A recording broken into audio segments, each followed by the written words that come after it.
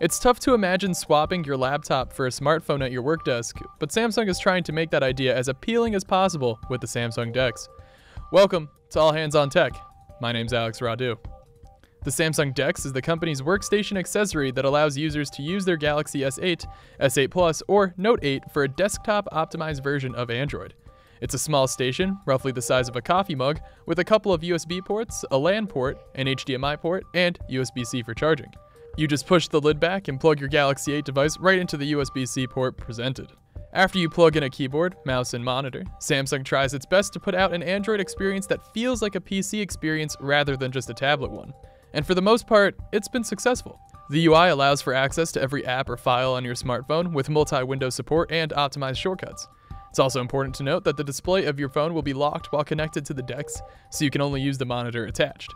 However, security features are still enabled, it just might be a bit awkward hitting that fingerprint sensor while it's connected. In practice, Samsung is largely successful depending on what you need a laptop for at your work desk. If you're looking to answer emails, browse the web, or do anything you would do on your phone, just with the added convenience of a monitor, then the DeX experience might be sufficient. I tried replacing my laptop with the DeX for a few days, and for the most part, I was able to go about my day as normal. Tasks like writing the script for this video were easily doable on the DeX, but it certainly isn't a permanent fix if you need to do anything requiring more power than just a smartphone, such as editing a video. Currently, app support for the DeX is fairly limited.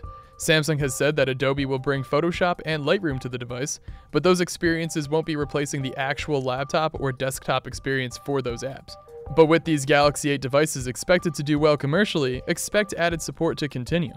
For example, Samsung recently announced that the DeX will soon support Linux. The DeX experience, while tidy, is not perfect. I did notice a bit of latency problems while typing and using non-Samsung apps, and the DeX doesn't always play well with non-Samsung USB connected devices in general. However, the biggest concern I have with the DeX is that it just isn't a very mobile solution. Assuming that there is a monitor at your destination you can connect to, you would still need to carry a keyboard, mouse, the charging cable, and the DeX dock itself just to make it work. That's not any easier than carrying around a laptop, so don't expect to take it to any meetings you may have with a client.